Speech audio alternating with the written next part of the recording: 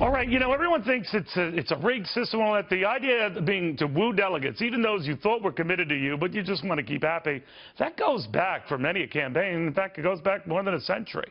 Who knows that better than one of my favorite presidential historians, Doug Wead. Doug, let's talk a little bit about that and what has been done in the past when it came to those who tried to woo delegates. I can think of Gerald Ford in 1976. He was the sitting president, but facing a real challenge by Ronald Reagan. He had a certain perk called Air Force One, didn't he? He sure did. You know, I had Gerald Ford, my wife and I, in our own home on 2 different occasions, and one of them was when a story had just broken about these delegates and he was getting criticism. And so I asked him about it right to his face, and he said, listen, I wrote a memo and it was issued to all of my staff that there will be no quid pro quo for delegates at that convention. That's the 76 convention. I said, well, the story is you had people in the Oval Office. He said, well, that's different. Of course, we had people in the Oval Office and we had them on Air Force One, but we didn't give them any money. All right, well, there is that, but that could be a big allure itself. I mean, the Air Force One is a pretty unique ride and moment. Jimmy Carter used it as well for his backers and delegates who might have been thinking about, I'm sure, Ted Kennedy when he was running for re-election.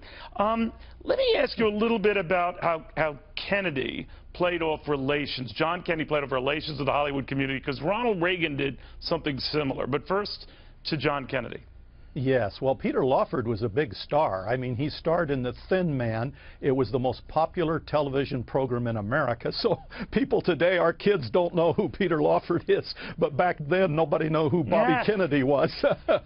So he was a big star. And the Kennedy Suite in Los Angeles at the Biltmore Hotel ran 24/7.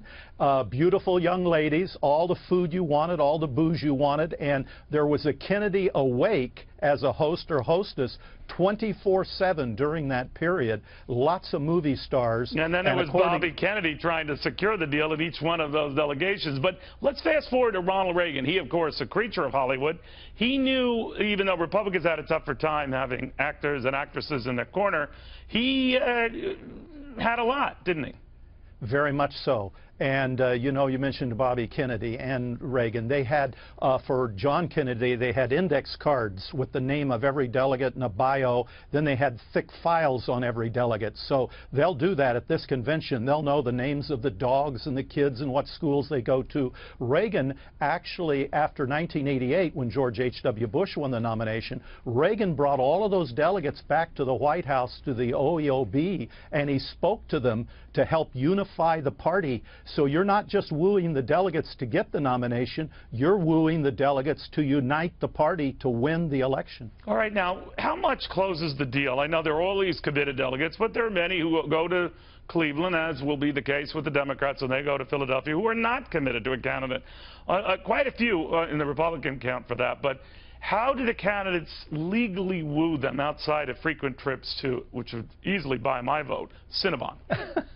You know, there's nothing illegal about it unless they're a governor or a congressman and they have ethics laws separate from that. If they're just an ordinary delegate. That's interesting. If you're just an ordinary guy running for president of the United States, you don't have to soil yourself with that. John Davis talks about Joseph Kennedy having, quote, unlimited amounts of funds to work on these delegates. And there's a story of Rockefeller taking some delegates on his plane. They're flying over South Dakota. He calls back to Washington and is able to somehow get the Park Service to turn on the lights at Mount Rushmore so he can circle again and let those delegates see Mount Rushmore lit from the sky. All right, well, Ted Cruz doesn't have that money. Donald Trump does.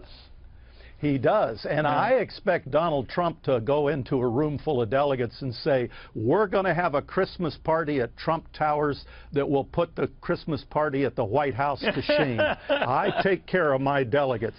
Way to go. Doug, thank you. You are a font of information, young man. All right, in the meantime, we're going to talk to a priest.